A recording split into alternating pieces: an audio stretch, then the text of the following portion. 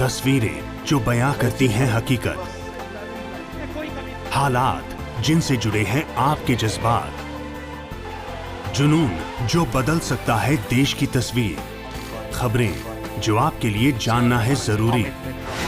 खबर दिन भर। पश्चिम बंगाल की सीएम ममता बनर्जी ने राज्यपाल जगदीप धनखड़ को हटाने की उठाई मांग। कहा, जैन हवाला केस में आया था धनखड़ का नाम, इसलिए राज्यपाल पद से हटाए जाएं धनखड़। अखिलेश यादव का बड़ा दावा, यूपी में होने वाले विधानसभा चुनावों में 350 से ज्यादा सीटों पर जीतेगी सपा, बीजेपी को मिलेगी करारी हार। भारतीय तीरंदाज दीपिका कुमारी की लंबी छलांग, वर्ल्ड रैंकिंग में पहले स्थान पर पहुंची दीपिका कुमारी, तीरंदाजी विश्व कप में जीते 3 गोल्ड मेडल। लाल निशान पर पहुंचा शेयर बाजार, 190 अंकों की गिरावट के साथ 52,736 पर बंद हुआ सेंसेक्स, 46 अंकों की गिरावट के साथ 15,815 पर बंद हुआ निफ्टी।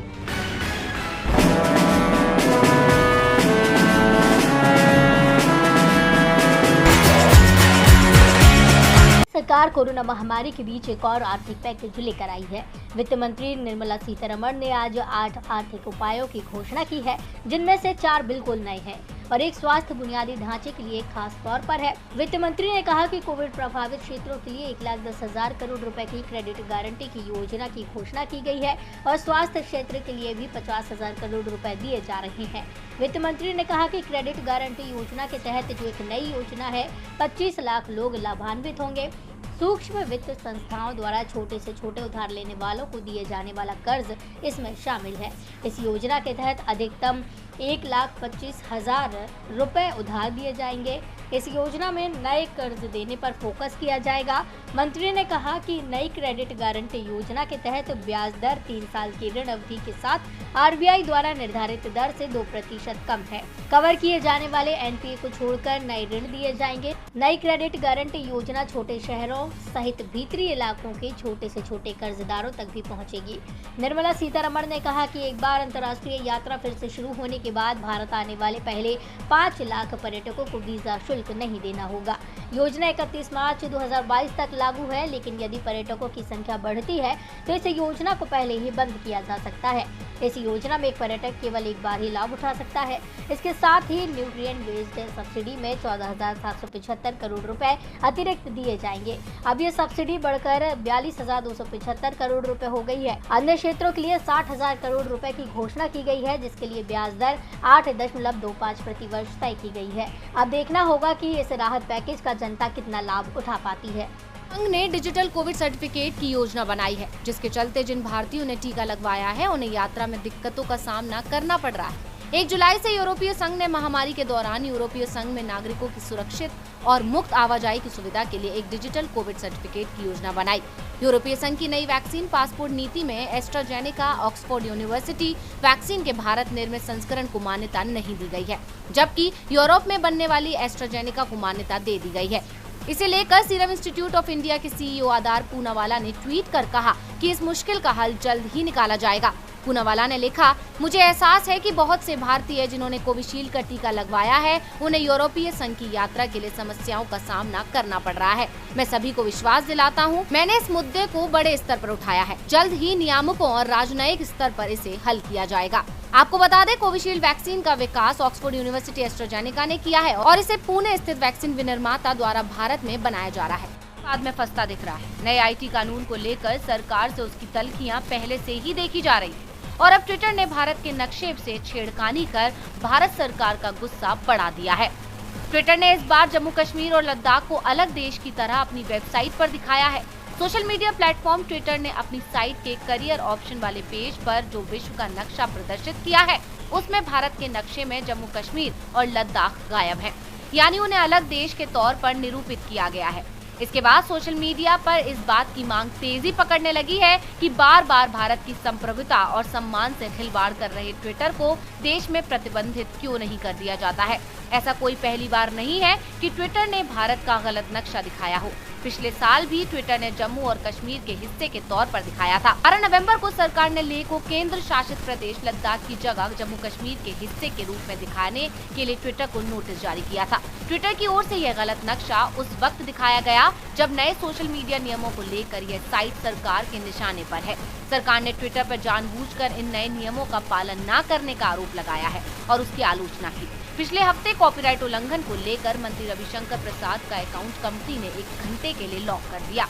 अब खबर ये आई है कि कंपनी ने भारतीय आईटी रूल्स के तहत जो ग्रीवांस ऑफिसर्स रखा था, उन्होंने कंपनी से इस्तीफा दे दिया है और ट्विटर की ओर से इस पद के लिए अमेरिकी नागरिक जेरेमी कैसल की नियुक्ति की गई है। जबकि सरकार द्वारा बनाए गए नए आईटी नियमों में शिकायत अधिकारी का भारतीय नागरिक होना जरूरी है। यानी ट्विटर अब पूरी तरह से मनमानी पर उतारू हो चुका है। अब देखना है कि सरकार ट्विटर पर क्या एक्शन लेती है। बिहार विधानसभा चुनाव में बेहतर प्रदर्शन करने के बाद ऑल इंडिया मजलिस-ए-इत्तेहादुल मुस्लिमीन AIMIM की नजर अब उत्तर प्रदेश पर है। पार्टी ने अगले साल 2022 में होने वाले उप विधानसभा चुनाव में 100 सीटों पर लड़ने की घोषणा की है। पार्टी अध्यक्ष असदुद्दीन ओवैसी ने कहा कि वो ओम प्रकाश राजभर की अगुवाई वाली सोहेलदेव भारतीय समाज पार्टी और छोटी पार्टियों के गठबंधन भागीदारी संकल्प मोर्चा के साथ मिलकर चुनाव लड़ेंगे। ओवैसी के इस फैसले से समाजवादी पार्टी के मुस्लिम यादव समीकरण के गड़बड़ाने की बातें कही जा रही हैं।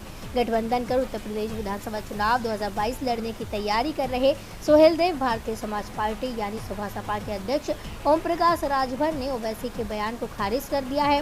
राजभर ने कहा कि अभी सीट बंटवारे को लेकर कोई बात नहीं हुई है। राजभर ने कहा है कि भागीदारी संकल्प मोर्चा में सीट के बंटवारे को लेकर कोई समस्या नहीं है। हम असदुद्दीन ओवैसी की AIMIM को 125 सीटें देने को तैयार हैं।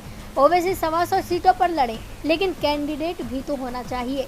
सीट बंटवारे पर अभी तक हमारी किसी से बात नहीं हुई है, लेकिन हमारा गठबंधन सभी 403 सीटों पर चुनाव लड़ने की तैयारी कर रहा है। भागीदारी संकल्प मोर्चा अपने दम पर सरकार बनाने की कोशिश में है। मोर्चे में शामिल सभी दलों के बीच आम सहमति से सीटों का बंटवारा होगा। बताते चले कि इससे पहले भी BSP और AIMIM के बीच गठबंधन की खबरें थी, लेकिन मायावती और ओवैसी दोनों ने ही इस खबर को नकार दिया था। कोई करता है खबरों से आगे रहने का वादा, कोई करता है तेज रफ्तार का दावा, फिर भी क्यों दब जाती है सही खबर? ना वादा ना दावा, सिर्फ खबर। Subscribe now and press the bell icon. Never miss an update. Uttar Pradesh में जिला पंचायत अध्यक्ष के चुनाव के लिए वोटिंग होनी है। वोटिंग को लेकर पूरे राज्य में हलचल मची हुई है। सत्ताधारी बीजेपी और मुख्य विपक्षी पार्टी सपा ज्यादा से ज्यादा जिला पंचायतों पर कब्जा जमाना चाहती हैं। इस बीच मायावती ने आज ऐलान कर दिया है कि वो पंचायत अध्यक्ष पद के चुनाव से दूर रहेंगी। इसके बाद BSP सदस्यों पर बीजेपी और SP दोनों ही पार्टियों की नजरें टिकी हुई हैं। बीजेपी BSP सदस्यों को तो अपने पाले में करने में लगी ही है। उसकी ये कोशिश भी है कि चुनाव की नौबत ही नहीं आए और उसका उम्मीदवार निर्विरोध चुन लिया जाए। बीजेपी पहले ही 17 जिलों में अपने अध्यक्ष निर्विरोध चुनवा चुकी है। अब दूसरी रणनीति है कि जिन सीटों पर 2 या ज्यादा उम्मीदवार हैं, वहां विपक्षी उम्मीदवारों को नामांकन वापस लेने के लिए तैयार कर लिया जाए। इसके लिए जोड़ तोड़ शुरू कर दी गई है। कल 29 जुलाई को नामांकन पत्र वापस लेने का अंतिम दिन है और बीजेपी की ओर से अभी से दावा किया जा रहा है कि करीब 10 विपक्षी उम्मीदवार कल नामांकन वापस ले लेंगे। आपको बता दें कि यूपी की 75 जिला पंचायतों की 3050 सीटों के लिए हुए चुनावों में सपा समर्थित 747 प्रत्याशी सदस्य का चुनाव जीत कर आए थे, जबकि बीजेपी के 666 और BSP के 322 सदस्य चुनाव जीते थे। सदस्यों के चुनावों में हारने के बाद बीजेपी अध्यक्ष इसकी भरपाई जिला पंचायत अध्यक्ष अपनी पार्टी का बनवाकर पूरी करना चाहती है। बीजेपी की इस रणनीति को लेकर विपक्ष ने भी सवाल खड़े किए हैं। विपक्ष का आरोप है कि बीजेपी प्रशासनिक मशीनरी का गलत इस्तेमाल कर रही है। विपक्षी सदस्यों पर दबाव डाला जा रहा है और उन्हें मजबूरन बीजेपी का समर्थन करने के लिए कहा जा रहा है। अब देखना दिलचस्प होगा कि क्या भाजपा अपनी रणनीति में कामयाब हो पाएगी या सपा डटकर मुकाबला करेगी। बिहार के पूर्व मुख्यमंत्री लालू प्रसाद ने अपने आधिकारिक ट्विटर हैंडल से ट्वीट किया है और डबल इंजन की सरकार पर तंज कसते हुए बधाई दी है। उन्होंने ट्वीट किया है, डबल पावर के दम पर डबल इंजन सरकार द्वारा बिहार के सभी जिलों में 100 रुपए पेट्रोल करने पर हार्दिक बधाई। आपको बता दें कि लगातार 16 बार पेट्रोल डीजल के दाम बढ़े हैं। इससे पहले लालू ने ट्वीट कर केंद्र पर निशाना साधा था और केंद्र द्वारा बढ़ाए गए दामों को विशेष पैकेज बताया था। 75 दिन से ज्यादा हो चुके हैं, लेकिन दाम लगातार बढ़ते जा रहे हैं। आसमान छूते दामों में गिरावट दर्ज नहीं की गई। बीते रविवार को ऑयल मार्केटिंग कंपनियों ने पेट्रोल की कीमत में 35 पैसे प्रति लीटर और डीजल में 25 पैसे प्रति लीटर का इजाफा कर दिया था। इसके बाद अब बिहार के हर जिले में पेट्रोल का भाव 100 रुपए के पार जा चुका है। 15 अप्रैल को पिछली बार पेट्रोल और डीजल की कीमतें कम हुई थी। इस दिन पेट्रोल की कीमत में 15 पैसे और डीजल की कीमत में 14 पैसों की कमी आई थी। तब पटना में पेट्रोल की कीमत 92.87 रुपए से घटकर 92.72 रुपए प्रति लीटर और डीजल की कीमत 86.10 रुपए से घटकर 85.96 रुपए प्रति लीटर हुई थी। इसके बाद से लगातार पेट्रोल और डीजल की कीमतों में इजाफा जारी है। बीते दिनों राजद नेता तेजस्वी यादव ने भी पेट्रोल डीजल में हो रही मूल्य वृद्धि को लेकर सरकार पर निशाना साधते हुए कहा था कि मुख्यमंत्री नीतीश कुमार को किसी चीज की जानकारी नहीं रहती। उन्हें यह भी पता नहीं होगा कि बिहार के कई जिलों में पेट्रोल की कीमत 100 रुपए से अधिक हो गई है। लोगों का मानना है कि पेट्रोल डीजल में हो रही मूल्य वृद्धि के कारण सभी चीजों की कीमतों में भी वृद्धि हो रही है। इंडियन प्रीमियर लीग के 14वें संस्करण के बचे हुए मैच पहले ही संयुक्त अरब अमीरात यानी यूएई में शिफ्ट किए जा चुके हैं।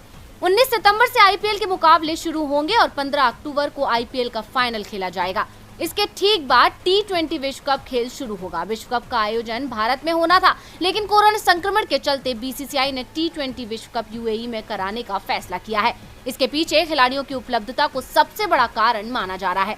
आईपीएल के चलते अधिकांश खिलाड़ी यूएई में ही होंगे। ऐसे में यदि मुकाबले भारत में होते हैं तो खिलाड़ियों को 14 दिन के लिए फिर से क्वारंटाइन की होना पड़ेगा और 2 अगस्त से नवंबर के बीच देश में कोरोना की दूसरी लहर आने की आशंका जताई जा रही है, जिसका असर 3 महीने तक रह सकता है। यानी विश्व कप आयोजन के समय तक देश कोरोना से प्रभावित रह सकता है। इसे देखते हुए बीसीसीआई को विश्व कप को लेकर फैसला लेना पड़ा। बीसीसीआई के सचिव जय शाह ने कहा कि T20 विश्व कप यूएई में होगा और बीसीसीआई की तरफ से आईसीसी को जानकारी भी दे दी गई है।